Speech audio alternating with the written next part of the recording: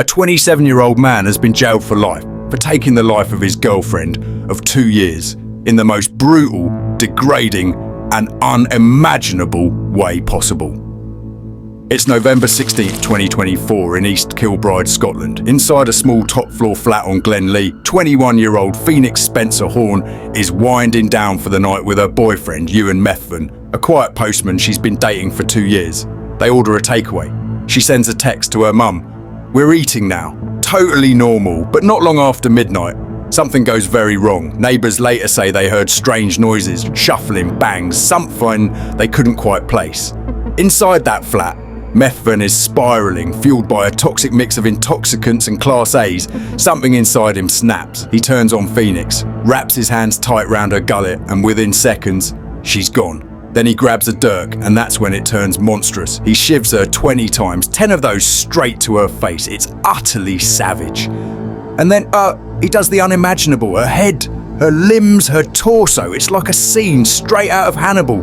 Disturbing, calculated, and when he's done, he leaves her there, hidden under a towel, like she's nothing, like trash. But Methven, he doesn't flee, he doesn't confess, he doesn't even flinch. Instead, he goes on with his weekend. He drives around in a red Vauxhall Corsa, scores more Class A's, and heads right back to the flat, where what's left of her still lies.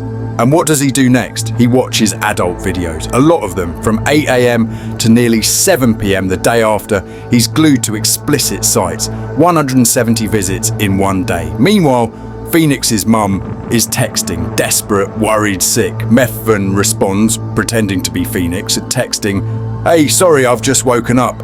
He keeps up the lie for 2 days. Then finally, on November the 18th, he dials 999. He confesses to Class A's and other intoxicants, says he was out his face and can't remember what happened. But the evidence says otherwise. Police walk into a scene straight out of a nightmare. She's unrecognisable, hidden under a towel. The air's thick with horror. In court, Methven pleads guilty, but gives no real reason, just says he loved her and doesn't know what came over him. The judge, unmoved, he calls it a truly dreadful crime. Says Methven betrayed a family who embraced him and robbed a young woman of all dignity, even in her final moments. Methven is sentenced to life with a minimum of 23 years.